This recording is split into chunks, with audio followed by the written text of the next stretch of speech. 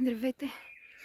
Всеки път, когато взема телефона си по време на бягане, обикновено не го правя, защото си имам часовник и той ме е достатъчен да ми засича разстоянието.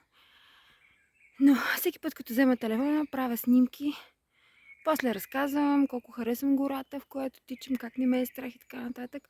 И никога снимките, които правя, после гледайки ги, не са това, което реално са видели очите ми. А затова по време на днешното бягане ще пробвам да ви покажа тая гора, която толкова много обичам.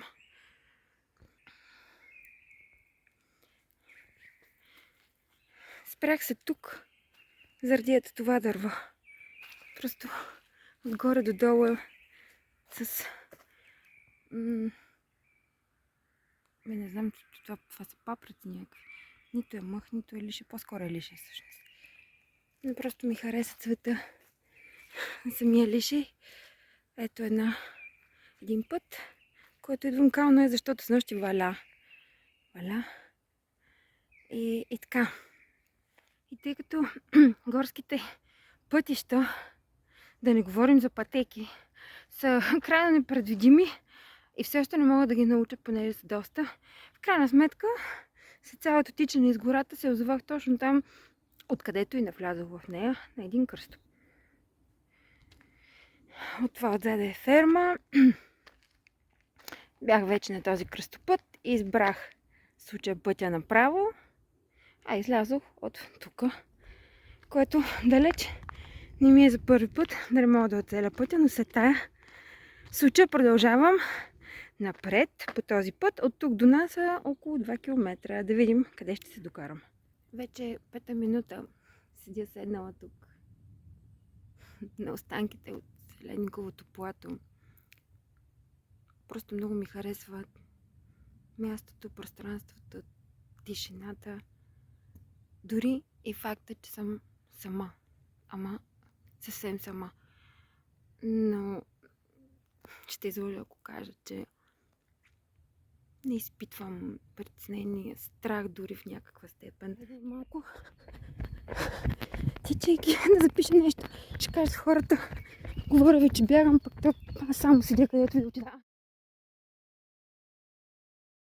Редовно виждам сърнички, но като тичам по пътя из гората. Че свалях носите. Тук река няма, но имало е нещичко. Така или иначе, продължавам, но спирам. И така, може би предпоследната спирка, преди да се прибера с нас, най-якото на всички пътеки.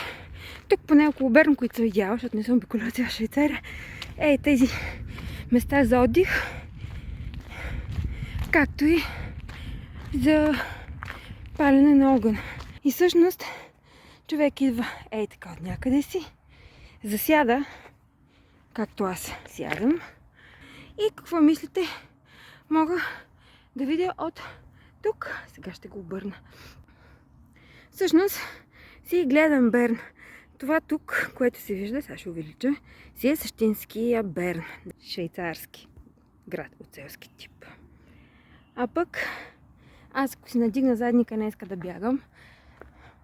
Да бягах, в смисъл не ви лъжа. И това правих. Ето там долу са булковите, нашите булкови всъщност. По-долу. Където е така, сред много прахтяне. Зор, тук до малка друг бир и много пролетни цветя. Вече съм си пред нас. Входа е зад мене. Тук са другите входове. Една от най-хубавите части е писи. Когато такова нещо те срещни лабелушки, сладушки. Тази котанка нямам, нали ти дадох за ядене, колко още. Ти ще се пръснеш, да знаеш. Ще се пръснеш. Да. Мога да ви кажа и защо тя се върти тук, защото това е нашата пощенска кутия. Фамилия Доневи. Тук горе са писмата. Сега мързи да отварям. Тук долу си останалата част. И тук обикновено държа котешка храна. И им давам. А това в случая са ни... как се казва? Филтрите. Не филтрите. резервуарите за въглероден двуокис, които са за машинката за газирана вода за SodaStream. Като ги поръчаш онлайн, си оставяш празните бутилки тук в почтата и на другия работен ден винаги ти оставят пълните пак в почтата, като забележително не се заключва. Здравей! Ай, здравей! И колко котки станахте? Колко писанки? Да, този господин живее ей там, на първия етаж. Има си така наречената катсен клапе. Сега ще я покажа. Хората, които гледат котките на смесен режим, т.е. домашни, и ги пускат през деня, си монтират на прозорците ето това нещо, катсен клапе. Клапа за котки. И този другар живее тук. Белушката не е точно. Искате храна? И така, ето го резултата от увъртането около мене. И от пакета с котешко.